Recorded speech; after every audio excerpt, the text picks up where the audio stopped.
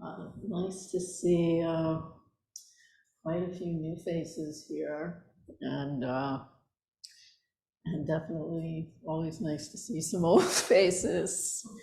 And to all of you out there, even though I'm not seeing your faces, it's good to feel you're there. It's just if I see too many faces, then I might freak out, and we don't want that. So, but I appreciate everyone's being here and energy.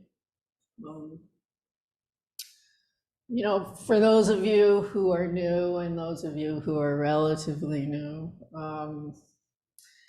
you may be able to tell that there's a great amount of importance given to this ceremony. In some ways, it's almost the most liturgical of all the activities that we do here at the Zendo. And it's interesting that it's really all centered around atonement.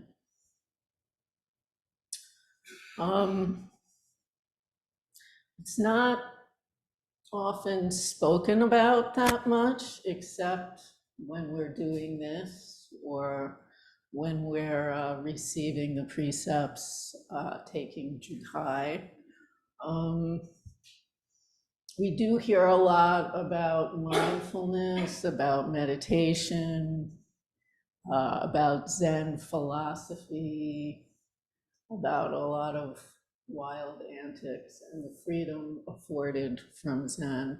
But we don't that often hear about ethics, which are otherwise also known as the precepts in our tradition. And in a lot of ways, it's the ethics that are the bones of the matter and that carry it all. It's really kind of, in a lot of ways, the essence of the functioning of our practice and our mind of meditation and study in our relations with others, with ourselves, and with the world. So there's quite a few precepts. We could just say, and I'm not going to go in depth into all of them, or we would be here all night. But there's three. I think it's always good to be reminded of this. I can't hear it enough. The three pure precepts, which are in a way kind of this umbrella or lens through which we can look at and experience all the rest of the precepts and basically really everything that happens to us in our lives. The first one, as Bokashu was reminding of us earlier in preparing for this ceremony, is not knowing, the mind of not knowing, which traditionally was referred to as ceasing from evil. So this is just this kind of openness of mind and acknowledgement that none of us could possibly know what is happening in the entirety of reality, in ourselves, never mind the world. So it's not putting a value on trying to learn, but it's an acknowledgement that we don't and never will know it all, and neither will anyone else. So there's a certain level of humility, if you will, that comes with this acknowledgement. Bearing witness is the second pure precept to the suffering of the world. And traditionally, this would be referred to as doing good. So, you know, we take vows and we make an effort to not turn away from what's going on, to the suffering, as well as the good and everything else that's happening around us, and also inside of ourselves. And there's a strong pull, I think, to all of us to turn away from what's happening out in the world, and just as, if not more importantly, to turn away what's actually happening inside ourselves. We get uncomfortable, whatever, we want to shut down and check out, put it out there. So bearing witness, we vow to try to not do that. And finally, healing myself and others, sometimes translated as serving myself and others. And traditionally, this is doing good for others. So in this act of from not knowing and from bearing witness, with that kind of awareness, we vow to actually work on healing ourselves and the world. So it's a very active practice. It's not just starts with sitting on the cushion, but that's really just the start of it. And then from this broad umbrella, we have 10 other precepts called the 10 grave, not brave precepts, although they do require bravery in my experience, the 10 grave precepts. And they are traditional to many spiritual traditions all over the world. Not killing, not stealing, not misusing sex, not lying, not taking drugs, or anything else that might cloud our minds, not discussing the faults of others, not praising oneself while abusing others, not sparing the Dharma assets, not indulging in anger, and not defaming the three treasures. So in this ceremony, the speaker, in this case myself, just chooses one to focus on. And I thought that I would speak about number 8 tonight, not sparing the Dharma assets, or not being stingy, which is not what I had been thinking I was actually going to talk about. But this morning, just got a very, I don't know, distressing email that a very, very old sangha member, Susan Ryoko Wetzel, whose name many of you must have heard on the sick list for quite a while, passed away this morning. She had been dealing with cancer, and this morning she passed away.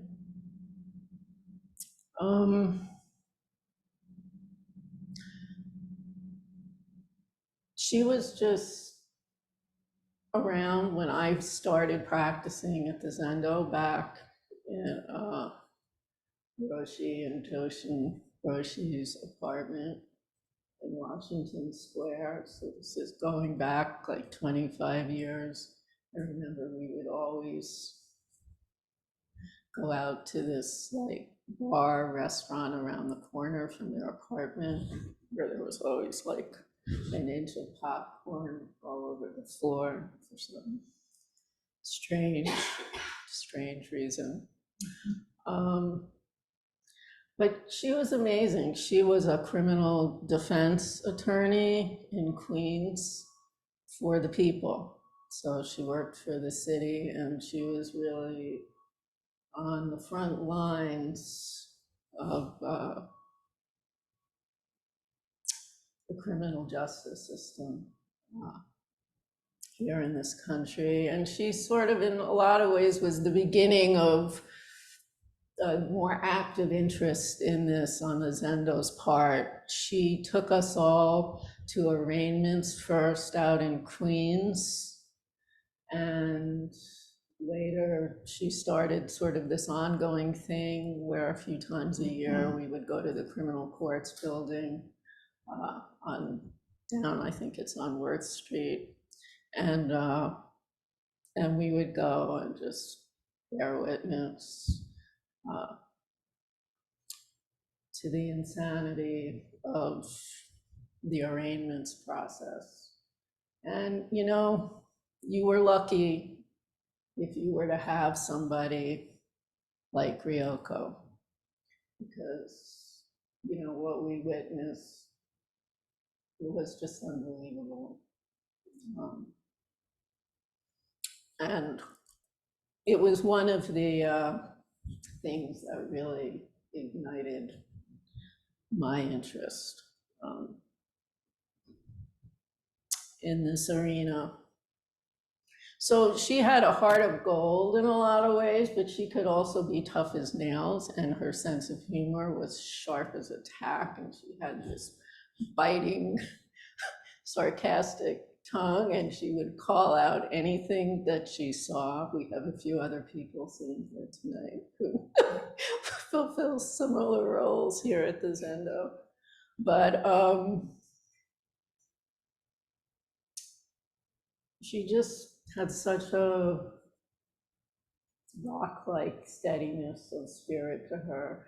And oddly enough, she lived by herself out in Queens, and I remember going to her house once, and she shared this thing with Soten Neil of like collecting rocks and crystals from like all over the world.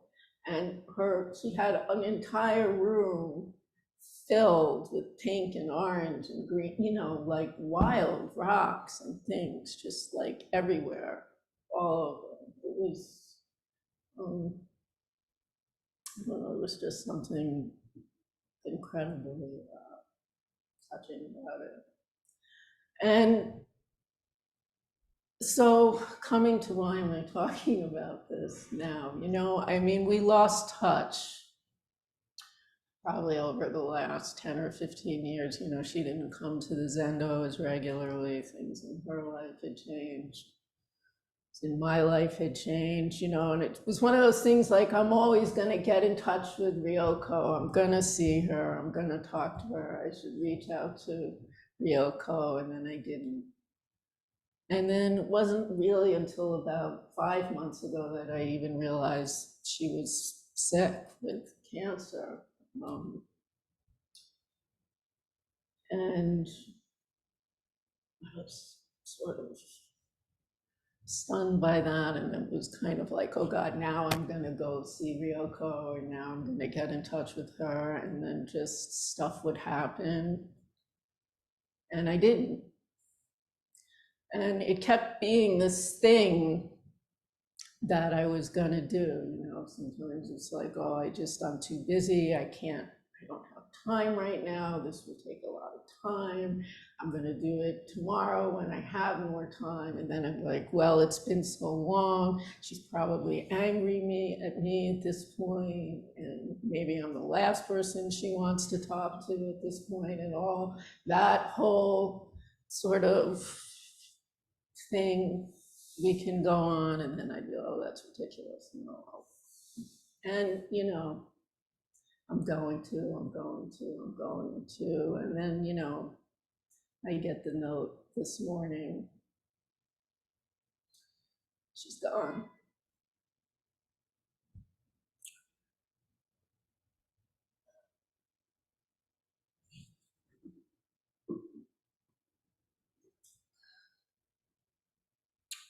So not sparing the Dharma assets. not being stingy, on one hand, it is about not being stingy with money and not being stingy with what other resources or assets we may have, but the heart of it is to not be stingy with oneself. And I felt like there was in a way in which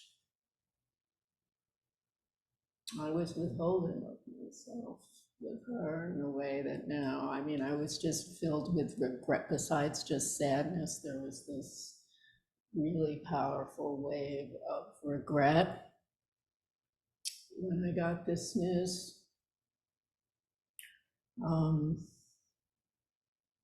And I think, it's very important when working with these precepts to not just look at, okay, so there's the transgression of the being stingy with myself.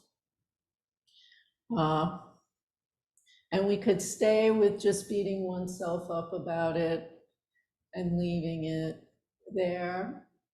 But that's the beginning. It's sort of like when we notice we cross that line, that's then, in a way, an entryway to investigate, well, why?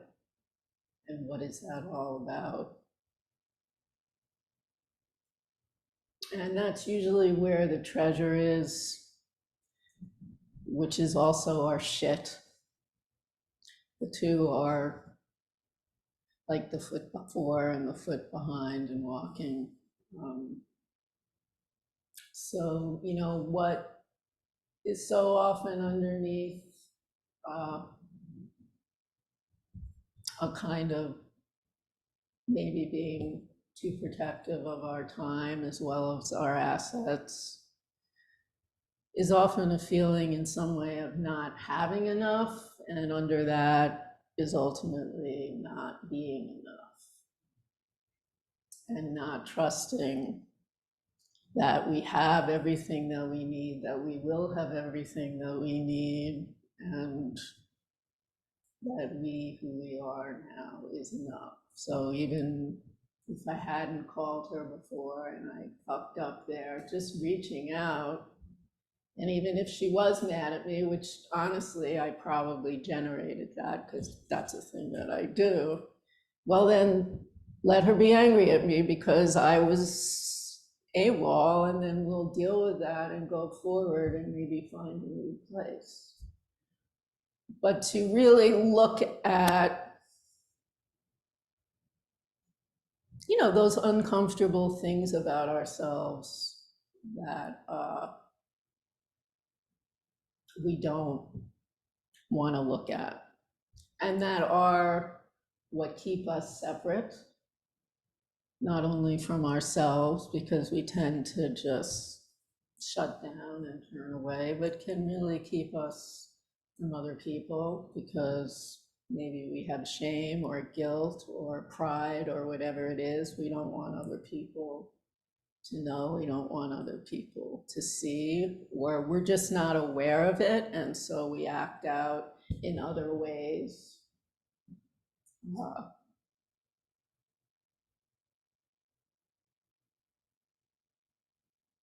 That can be very destructive.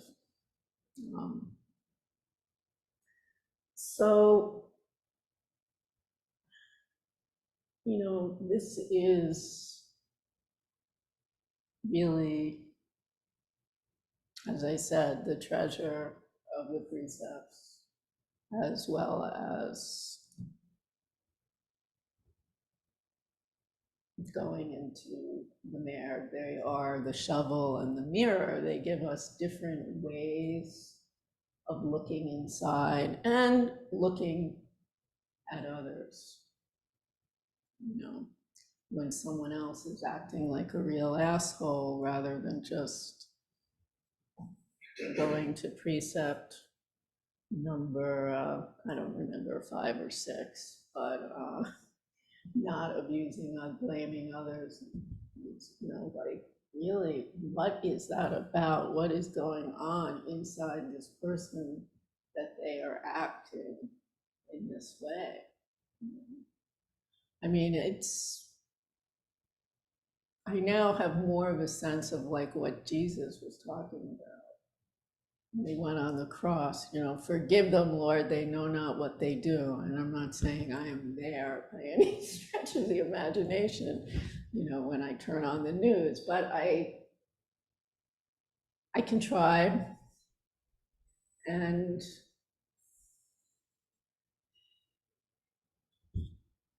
almost without fail, when we're the most hurtful and we're the most destructive, is because we are the most hurt and ignorant of how we're hurt and unwilling to look at how we are hurt and how we are vulnerable.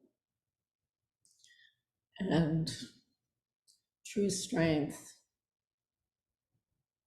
and bravery, I think, comes from doing right that, being willing to be vulnerable, to be willing to look, to be willing to go there, and to give other people the space to do that as well. So anyway, I don't forget, I don't even know what I wrote here.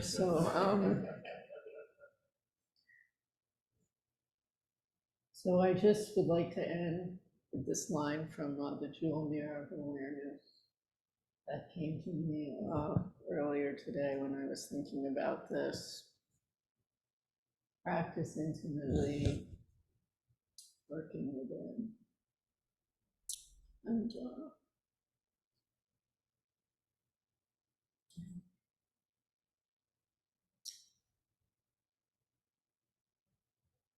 I had something to say, but I don't know what it was.